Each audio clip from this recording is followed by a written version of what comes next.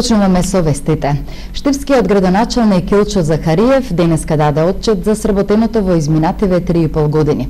Изработени се 400 проекти за градот и селата.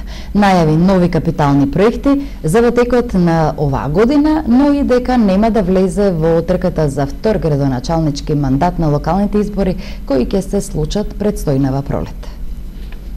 Штипскиот градоначалник Килчо Захариев не влегува во трката за втор градоначалнички мандат. Не се кандидирал на огласот на неговата партија за избор на градоначалник. По оваа 4-годишна функција се враќа на фармацијата, објави на денешниот отчет за сработените проекти во изминатите 3,5 години. Ценам дека не треба да конкурирам затоа што добро е кога имате еден мандат, а за тој мандат да направите работи, да речеме, како за неколку мандати. Значи, за овие неполни 4 години јас не отидов на годишен одмор.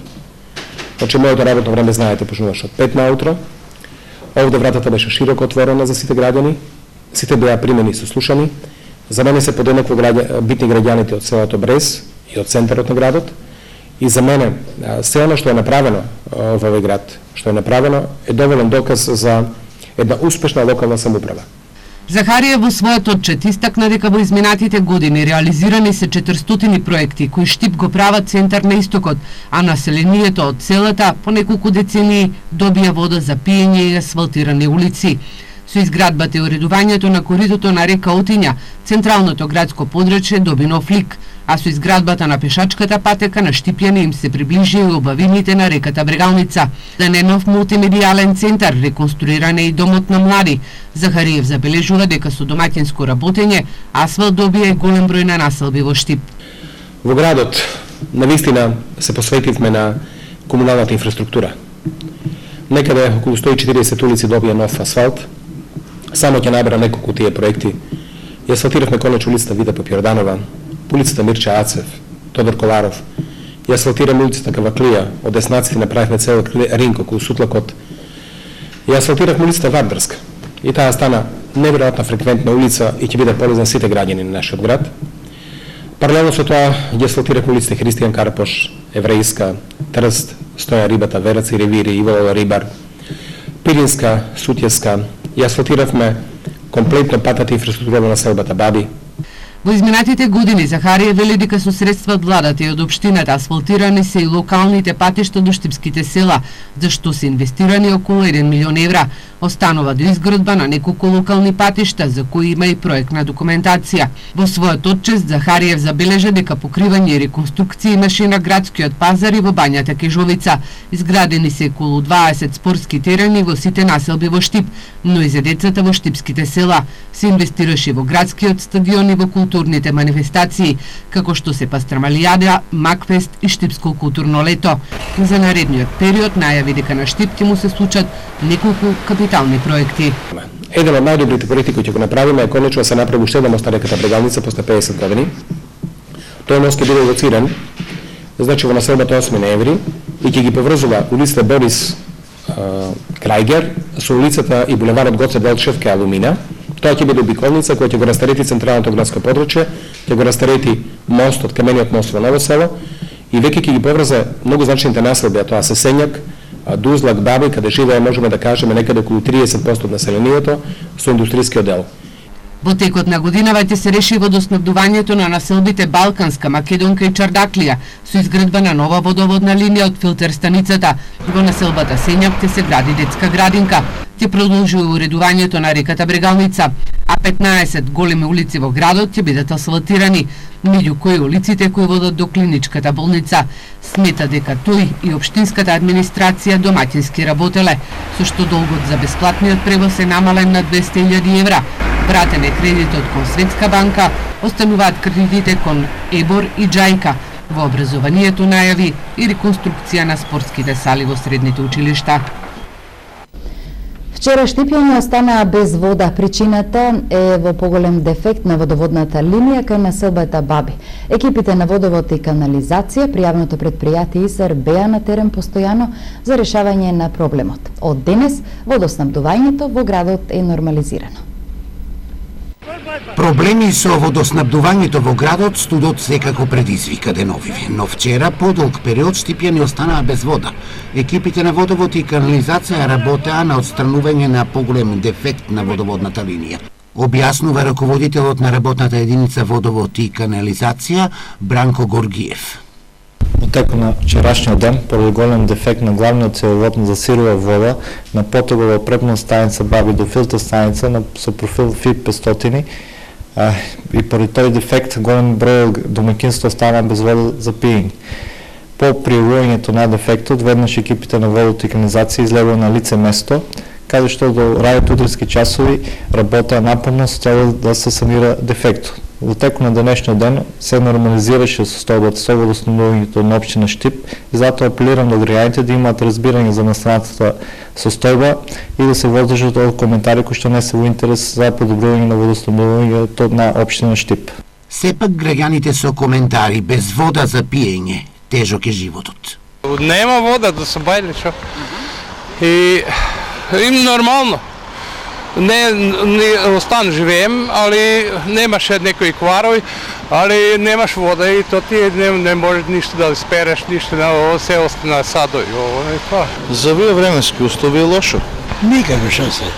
Замрзнати испекани цевки секаде. Проблеми. Вода ние немаме. Почесто немаме, почесто. Како нема вода, не можеш да си завршиш работите, не можеш салови да си измиеш, тоа е. Од јавното предпријатие Истар информираат дека рестрикција на вода во никој случај за Штип не е планирана. Доколку се јават поголеми дефекти во водоводната линија, тогаш екипите на водовод и канализација експресно ќе реагираат за отстранување на проблемот. Во приложение на Дневников уредничкиот коментар за водоснабдувањето на Штип во текот на изминатиот викенд. 2 дена штипјани немаа вода. Оваа констатација би поминала како вест од последната страна на локалните вестници. Но дали е токму така?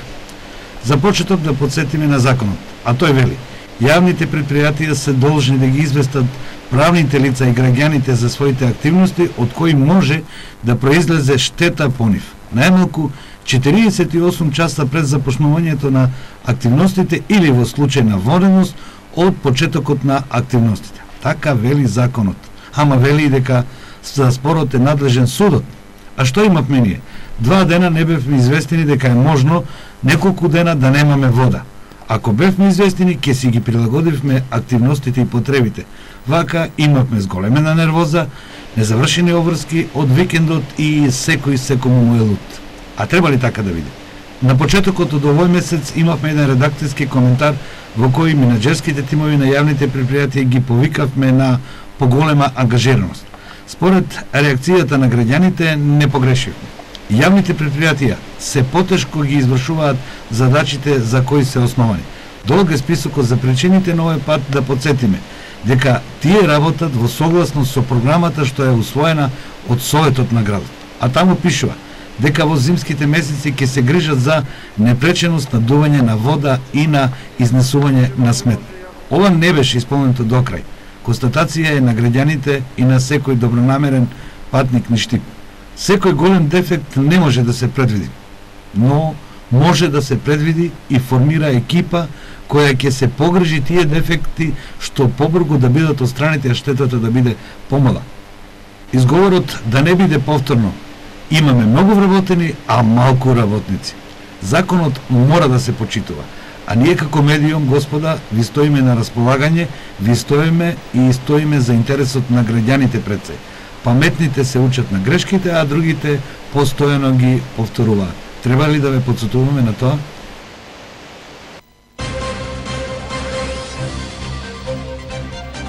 Депото на Штипската библиотека чува книги стари повеќе од 7 века.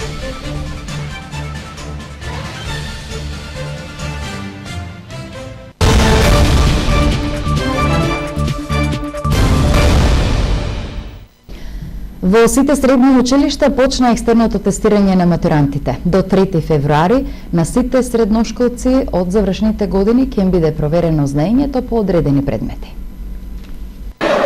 Во Штипските средни училишта екстерното тестирање на матурантите помина без никакви проблеми.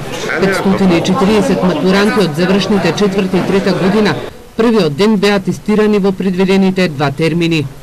Вкупно 196 ученики ќе се тестираат во 2 термина. Тестирањето почнува сега, првиот термин во 9:30, вториот термин во 11 часот. Значи некаде половина час пред почнување на тестирањето учениците влегуваат и имаат 1 сат за екстерно тестирање. 161 гимназијалец, 4-та година, полага екстерно проверување.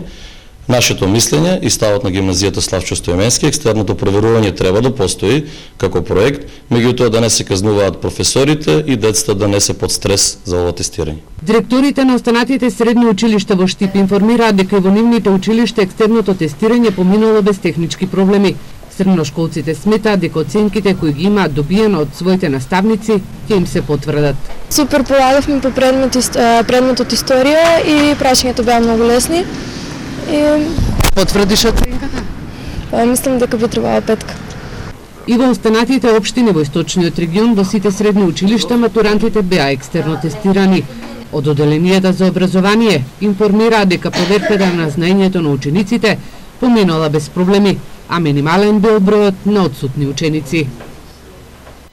Сообраќајна несреќа на патот Штип-Делчево, возач удрил во крава и ја усмртил. Несреќата се случила вчера вечер околу 20 часот и 30 минути, кога возачот со мерцедесот што го управувал налетел на домашното животно. Со лесни повреди се здобила сопатничката 28 годишна од селото Уларци, Кочанско, од каде бил и 33 годишниот возач. 51 годишен ловџија од селото Крупиште се застрелал со ловџиската пушка во стапалото. Лекарите му ги извадиле сачмите и е задржан во болница. Случајот е пријавен во полицијата. Оружјето треба да биде закочено и технички исправно. На законските норми потсетија од ловното здружение. 51 годишен ловџија од селото Крупиште се самоповредил додека бил на лов. Во моментот кога сакал да ја симне ловџиската пушка што ја носел на рамото, таа испукала, а сачмите завршиле во неговото стапало. Несреќниот случај информираат од полицијата се случил синоќа околу 13 часот во местото викано Жигански дол во атарот на селото Крупиште. Повредениот ДМ бил пренесен во Штипската клиничка болница, каде лекарите ја санирале повредата. Задржан е на понатамошно лекување. Ракувањето со оружје носи правила, кодекси и нормално законски нормативи. Законски оружјето е најпрво да се чува дома на безбедно место, да биде недостапно до неовластени лица или деца. Начинот на изнесувањето на оружјето од дома до теренот мора да биде во футрола или целосно расклопено, велат од Штипското ловно друштво. На теренот исто така има начини на однесување и начин како да се избегнат овие работи. Прво и основно е да се внимава другорот до себе. Значи секогаш оружјето да биде закочено и нормално да биде технички исправно. Враќањето е повторно исто така, значи 200 метра пред законски е определено 200 метра пред населено место повторно да се да се испразни, да се расклопи, па повторно во возило или пешки, не може ни преку село да се движи со склопено оружје. Различно некој тоа сето може да го свати. Сите наши членови имаат положено ловички испити и имаат поминато обуката за техничко познавање на оружјето. Сите треба да знаат како да се однесуваат, но понекогаш се случуваат грешки. Во пракса ваквите случаи се ретки и може да се избројат на прсти, велат од ловец. Пред 2 години во Пробив штипско ловџие се здоби со повреди при лов откако ловџиско куче го турнало ловечкото оружје кој испукало, а сачмите завршиле во пределот на главата на несреќниот ловџија. Последниот понеделник во овој јануари за нијанса поразличен од изминативе студени денови. Прилично студено утро речиси ширум земјава во поголем дел од котлините температурата се спушти до вредности помеѓу -13 и -9 степени. Температурите во следниве денови ќе бележат тенденција на покачување како утринските, така и дневните. Се ова е поради јужното воздушно струјење кое ќе настапи неделава. Некаде до средината на неделата минималните температури ќе се движат во интервал од -8 до -1 степен, додека на некои места истите е можно да се спуштат до околу -10 степени, што значи дека минималните температури ќе се покачуваат. На возачите и натаму им се препорачува внимателно да возат на патиштата, бидејќи можна е појава на одрони во делот на клисурите.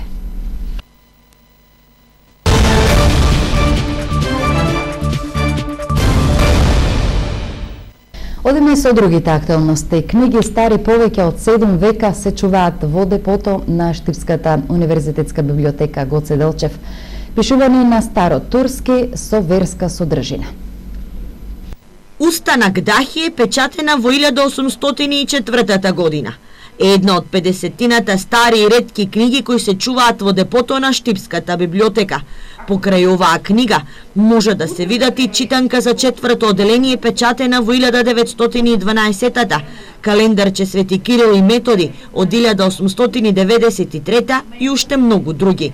Но во металниот шкаф, далеко од очите на јавноста, има книги од 13-тиот век, пишувани на османлиско писмо. Во рамките на оваа збирка, дека станува збор за книги кои што се главно со верска содржина, тоа се разни преписи од Куранот, разни збирки поезија, разни толкувања на верските обичаи.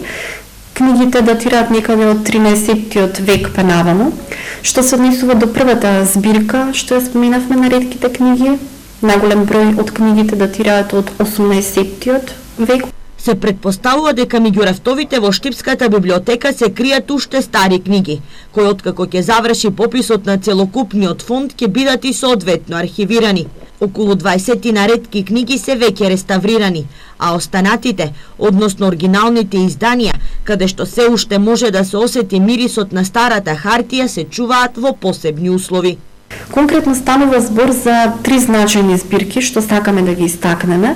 Тоа е збирката на ретки книги, збирката на старопечатени книги и збирката со староотомански ракописи. Преку националната програма финансирана од Министерството за култура, дел од отоманските книги ќе бидат промовирани и во Истанбул. Утре е последниот ден за поднесување на барања од страна на фермерите за паушално одданочување на шалтерите во Управата за јавни приходи. Надлежните подсетуваат на законската обврска, но и за казните од законот. Доколку нивниот приходот од земјоделска дејност изнесува до 1.300.000 денари, тој може да биде одданочен паушално. Паушалното одданочување значи дека физичкото лице има 80% признати трошоци, а само на 20% од приходот се плаќа 10% данок. Ова значи барање за паушално одданочување се доставува до 31 јануари ова година. Птичи грип почна да ја коси живината. Утврдено е присуство на висока заразна болест, авиарна инфлуенца, односно птичи грип кај живината во Струшкото село Мороишта, информираше денеска директорот на Агенцијата за храна и ветеринарство Зоран Поповски. Посочи дека вирусот е високо патоген кај живината, но не представува зооноза и не се пренесува кај луѓето и во нито еден случај не може да представува закана по здравието кај луѓето. Првиот случај е детектиран на 27 јануари по активен надзор на живината спроведен на терен и е констатиран во лабораториските анализи на Факултетот за ветеринарна медицина. Веднаш пристапивме кон протоколот за справување со птичи грип и тоа во самото жариште да се уништи целокупната живина и да се изврши комплетна дезинфекција, рече Поповске. Нагласи дека се донесени неколку мерки и прогласени 2 заштитни зони под надзор, каде согласно по правилникот на терен се уништува целокупната живина и производи од живина што биле во контакт. На терен се активни 30 тимови со по 4 лица. Како симптоми кај живината Поповски ги посочи високата смртност и пат на несивоста.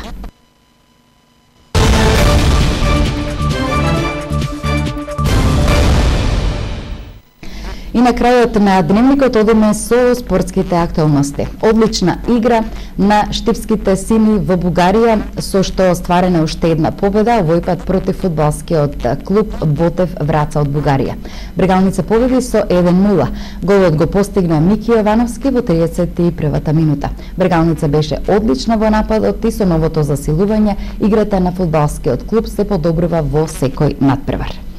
Прв успех на фудбалската академија Апостолов Пандев во новата година. Освоени првите места на турнирот во Кочани во конкуренција на екипи од Неготино, Виница, Кочани и Штип. Во организација на Академијата Тоше во Кочани се одржа турнир за генерациите 2007, 2008, 2009 и 2010, на кој настапија фудбалски екипи од Штип, Кочани, Неготино и Виница. Меѓу нив беа и екипи на фудбалската академија Апостолов Пандев, кој настапија во сите конкуренции. Штипските академци беа најдобри и најуспешни и ги освоија првите места, а играчот Бојан Велко беше прогласен за најдобар играч на турнирот. Настапот на овој турнир е уште едно ново искуство, а освоените награди и признанија се репер за успешна презентација на Академијата Постоло Пандев на турнири кои ги очекуваат во оваа година и тоа во Србија, Црнагора, Бугарија, Хрватска и Грција. Денови Фудбалската академија Постоло Пандев со роденденска торта и со признание за сите млади играчи го прославя јубилеот 5 година формирањето. И ова година сме во план, значи сега во јуни месец може да го открине тоа дека со генерација 2005 и 2006 ќе одиме во Германија на турнирот каде што ќе играме со многу јаки екипи како што се Манчестер Сити, Бенфика, Јувентус, Рома и така натаму, и тоа е едно големо искуство за овие деца. Настапите на многобројните турнири се можност за афирмација на Фудбалската академија Постоло Пандев, но и лична афирмација на самите млади играчи. Искуството досега вели дека 20 играчи веќе настапуваат за екипата на Академија Пандев во Струмица, а еден е под капата на фудбалската репрезентација на Македонија во Скопје. И во идниот период можеби некој од овие дечки ќе тргне по стапките на нивниот идол Горан Пандев. Ето овде заокружуваме информативната програма на Ирис телевизија. Благодарност за вашето внимание. Останете во положение со Ирис телевизија и имајте пријатна празнична вечер. Се слави Свети Антониј Велики, утре Свети Атанасиј Велики. Нека се за многу години празниците. Довидување.